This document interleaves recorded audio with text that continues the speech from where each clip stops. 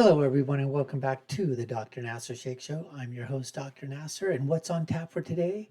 Well, we've gone to the video archives and we found a video clip, and this is a debate, a Politicon debate between Chris Hahn, who is a political pundit from the left, a Democrat, and Michael Knowles of the Daily Wire. It was a long debate. We put it down to various parts. This is part one of the debate, the Politicon debate between Chris Hahn and Michael Knowles. Let's get to that video clip and my reaction to it right now. So you two are really good friends already. We already know that. If you didn't know that already, they're very good friends backstage, chumming it up and whatnot. But who disagree quite a bit and have had disagreements on various issues. But one of the more recent ones you've had a disagreement on climate change. Yeah. And I am sort of fascinated, but I'm pretty ignorant about the whole argument myself, I'll admit. But I'm fascinated by it because to me, it seems like it's a little more black and white issue. It should be a little more black and white issue. And I'm curious, Michael, as to why do you think Democrats and Republicans have a problem with addressing this particular issue? Is it something that's happening? Is climate change real? Is it not real?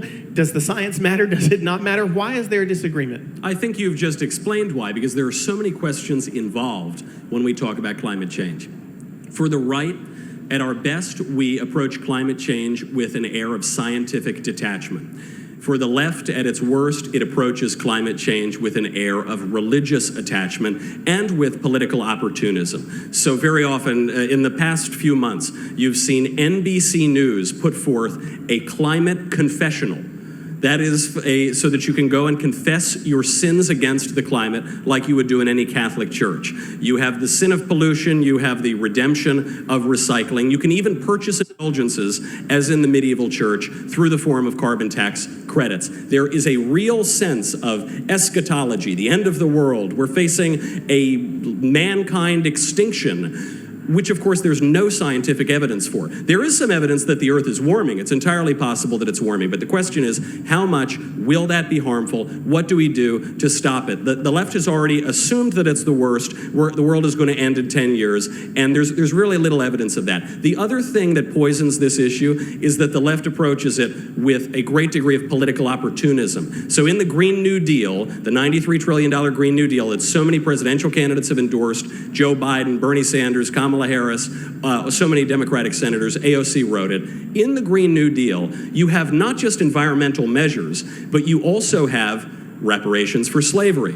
You also have job guarantee programs. You also have socialized medicine. Those might all be worthwhile objects of the left, but they have nothing to do with the environment. So just coincidentally, this idea of global warming happens to give the left every public policy goal that they've wanted for 100 years. That makes those of us who are conservative a little skeptical of the claims. We look a little bit more at the science of it.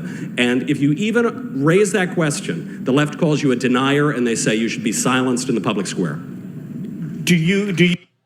So Michael Knowles put it very concisely, very precisely, basically said, and this is what I've always said, it's the Church of Climatology, one of the saints of the climate change church happens to be Greta Thunberg, Saint Greta Thunberg. And exactly what Michael is saying about is that, confess your sins, all right? Sins of, using gasoline powered cars, sins of using air conditioning, sins of using too much electricity, sins of using, coal, all of those. How do you redeem yourself? Carbon credits. How do you redeem yourself? Self-flagellation, right? Basically, getting rid of everything, going back to quote unquote nature, riding a bike instead of, driving a car, shunning airplanes, shunning buses, shunning automobiles, go electric, all these kind of things is basically what's happening. And so Michael says it is a religion to the people on the left. Science be damned. And then the question is, for those of us on the right, the conservative side, we're basically saying, prove it to us. Show us what you're talking about. Don't just give us these wide blanket statements. The earth is gone. The planet is gone. We're dying in 10 years. And then on top of that, using political opportunism, it's an umbrella. Climate change, global warming, just an umbrella. You want to pass some type of policy on climate change or global warming? Every pig comes to the trough basically to throw in and say, you know what, I want my piece to go to my demographic. And that's exactly what's going on. Let's see what Chris Hahn's response is to this. Do you think, Chris, that hyperbole is a problem? And if so, on whose side? Well, as pundits, we like to use hyperbole a lot. Mike just used some. I'm probably going to use some. But let's assume everything the right says about climate change is correct for a second. I'm a capitalist. I like to see things move forward. I'm also progressive. I want to see an America where we are reaching into the future, not reaching back to the past. We are right now using fuels and other energy sources that are 200 years old. And there's a whole bunch of new technology that would be cheaper and cleaner and create new jobs and new industries in America that could bring us forward into the next century. And there's only one party on this entire globe that disagrees that we have a problem with climate change, and that's the Republican Party of the United States of America. The most conservative parties in other countries in the world, more conservative on other issues than the GOP is here in this country, agree that we have a climate change issue that should be addressed. Now, look, we don't know for sure everything about it. We don't know exactly what's causing it, but 99% of scientists agree that man is contributing to it. And if there's anything we can do to fix that, why not fix it? And if we could create a new industry, if we could create new jobs, if we could create better technology, if we could save money, if we can make the air cleaner, we can make the water cleaner, why on earth would we not do that? That's my question. I mean, you could agree with everything he just said, but why wouldn't we try to move forward? Why wouldn't we try to create a new industry, to create new jobs? There are a lot of jobs right here in Tennessee that go away. These are new jobs that can be created right here in Tennessee. They can be created in the Midwest, the upper Midwest, all over this country and all over this planet. We just got to be willing to try. I've heard this BS, this bull crap so often, so many times. There was a lot of whys in there, right? Why don't you do this? Why don't you try, get more jobs? Why don't we, use more technology? Why don't we get rid of fossil fuels? Why are we looking backwards? I want to look forwards. And a lot of ifs. If we did this, if this happens, if that doesn't happen, if this, if that. I mean, all of these things going on. And the bottom line is again with the whole data fraudulency of throwing out 99.99% of every scientist believes in climate change. All the other conservative parties around the world, they are more conservative than the GOP, but they all believe in climate change. Do you know what the hell is happening in Europe? Do you know what's happening with energy? Do you have any clue? It is not cheap yet. We can still work on that. We can work on nuclear. We can work on geothermal. We can work on a whole bunch of different technologies, clean coal, all of that. But even electricity comes from someplace. It just doesn't come from out of the thin air. Where are you going to get your electrical power from if it's not coming from nuclear? Clean energy, where? And the technology, let's develop it. But that doesn't mean, get rid of everything that we have right now. We're never going to get rid of oil, folks. We're never going to get rid of ICE-powered cars, internal combustion engine, It's just not, because you know what? The third world can't afford what we in the first world basically just take for granted and can spend millions and billions of dollars on, and new technologies. Nothing comes of it, but we can do it.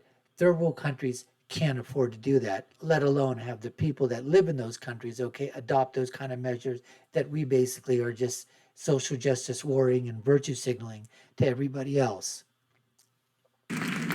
Unfortunately, the problem is that we all agree that we should create new jobs, we should use whatever energy is going to be efficient and help people heat their homes. The trouble with the Green New Deal is that it would not do that. It would be very counterproductive. Independent analyses of the $93 trillion Green New Deal have shown that even if you could somehow pay for it, and nobody has explained how you could pay for even a tenth of it, even if you could pay for it, it would destroy 5.8 million jobs on day one. It would outlaw immediately 90% of American energy. That's in addition to everything else that it does. I just want to point out, you mentioned that 99% of scientists agree that man-made global warming is a very, very serious problem. The number that is usually cited, speaking of hyperbole, is 97%. And this was the line in the Al Gore movie. This is the line that people cite. That number is completely bogus. It is made up. Lock it away with the tooth fairy and Santa Claus. It is not true. That number is based on 4 studies. NASA cites 4 studies to back it up. One is by the historian Naomi Oreskes that has serious methodological problems because it only cites abstracts of papers. When you actually look into what she cites, she gets to 75% consensus. There was then a rebuttal of that. There was a refutation of it that showed that not only is it not 75%, 2008 they showed it was actually 7% of those scientists explicitly endorsed the IPCC. The second one came out, it found 97% from the scientist John Cook. This was immediately debunked in the Science and Education. Actually only found that 1% of scientists surveyed explicitly supported the IPCC conclusion of catastrophic climate change. The third study was a 2-minute survey that was sent out to 10,000 people. 3,000 responded. They took out the scientists who would have been in fields that possibly could have attributed warming to the sun. And Since you're trying to, well, instead of going through all the specific lists, There's one last study, though. There's one last study, Clay. none of us have a library with us to go and look and check these studies. So let me ask you, instead of rebutting that, I knew I should have asked Ruben Studdard to moderate this debate. Don't worry, I'm sure he rehearsed that line in the bathroom this morning. So before. Anyways, as you can see, as he was doing this thing, one of the things is in terms of being the moderator, this guy, I can't remember his name because I don't think he's that important right now. I'll remember it in a minute. He was an American Idol guy, right, from North Carolina. Oh, I can't remember his name, but that's okay. As I said, not very important. Not a big impression on it. But when he's moderating, half the time is spent by him forming his question in terms of that. And as you saw, Michael Knowles is refuting the 99% of global scientists, endorse global warming, climate change. He says the number is 97% because they always want to leave that 3% out, so just give a little bit to the conservatives, give a little bit to the other side, but it's completely bogus numbers. He's going down step by step, basically that there are 4 issues that are out there of people that said that this was happening. All those 4 have been debunked, and the moderator just does not allow that to occur because he knows he wants to shut this thing down because Michael Knowles is making too much sense. Round 1 in terms of climate change definitely goes to Michael Knowles, the Daily Wire. Thank you for watching, folks. We appreciate you taking the time. You've been watching the Dr. Nasir Shaikh Show.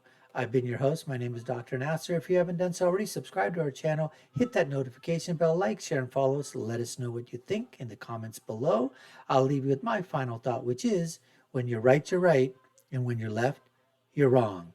Take care, everyone, and stay safe.